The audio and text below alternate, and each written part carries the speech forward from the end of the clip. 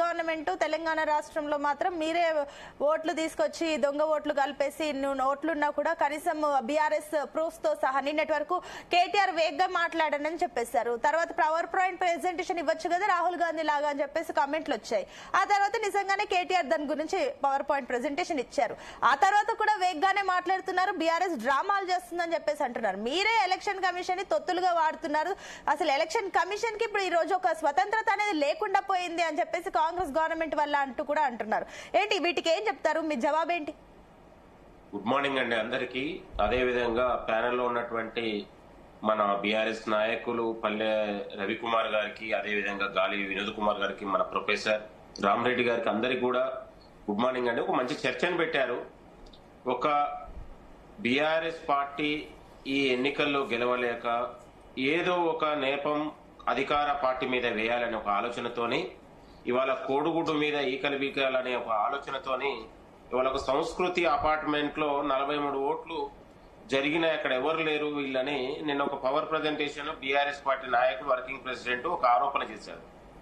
అక్కడ ఆరోపణ చేస్తే ఆ మహిళ ఒక వీడియో తీస్తే ఆమె ఏమని చెప్పింది, మేము 2 సంవత్సరాల నుంచి ఇక్కడ ఉంటున్నాం, ఇలాంటి అవకాశం లేదు, గతంలో రెంటుకున్న వాళ్ళు ఉండొచ్చు, మేము మాత్రం కొనుక్కొని ఉన్నాం ఇక్కడ అని చెప్పారు. కానీ ఎన్నికల్లో ఇది ఎన్నికల షెడ్యూల్ లిస్ట్ ఎప్పుడు వచ్చిందండి? 2022లో వచ్చింది.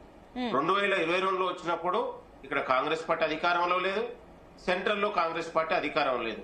మరి ఉన్నది ఈ గతంలో ఏదైతే గోపీనాథ్ గారు ఉన్నారో, గోపీనాథ్ గారు తయారు చేయించినటువంటి అక్కడ బోగస్ ఓట్లను తయారు చేయించినటువంటి పరిస్థితి. అక్కడ గతంలో ఆయన అనేక మంది సినిమా వర్కర్లను కూడా అక్కడ ఉన్నటువంటి ఓటు సంబంధించి అనేక మంది బోగస్ ఓట్లను కూడా తయారు చేయించి గెలిపించిందని అక్కడ ఉన్నటువంటి అనేక ఆరోపణలు చేశారు. ఇదే ఇప్పుడు బీజేపీ నాయకుడు మరి శశిధర్ రెడ్డి గారు సనత్ నగర్ లో కూడా అనేక ఉన్నాయని గతంలో ఆయన పోయి ఢిల్లీకి కూడా పోయి అనేక ఆరోపణలు చేయడం కూడా జరిగింది.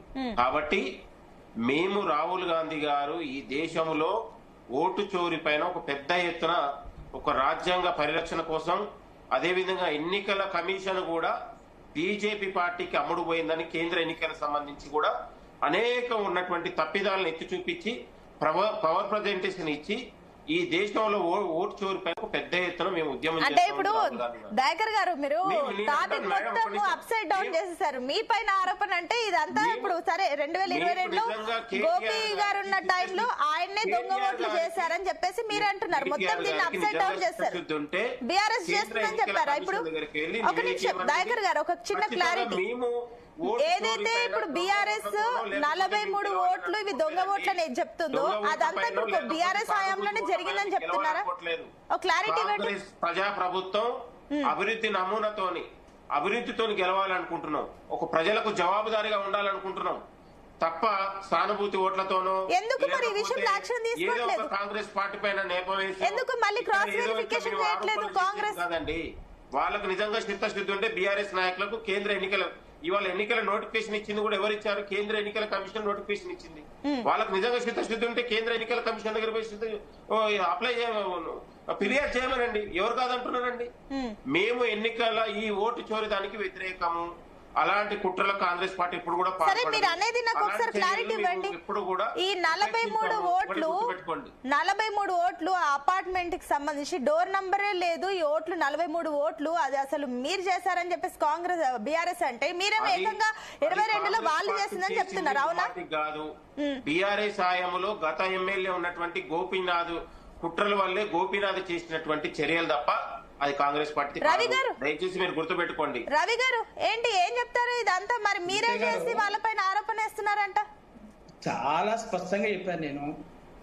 ఇప్పుడు 2023 తర్వాత ఉన్నటువంటిది ఇది. ఇప్పుడు లేటెస్ట్ జరిగినటువంటి ఓటర్ల జాబితా సవరణలో జరిగినటువంటిది.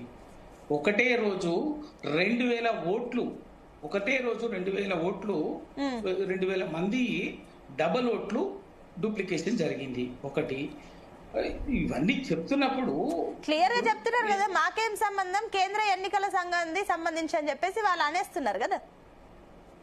మరి మీరెందుకు కలతా పుచ్చుకుంటున్నారు? మీరు కాంగ్రెస్ పార్టీ పైన మాట్లాడుతున్నారు కదా.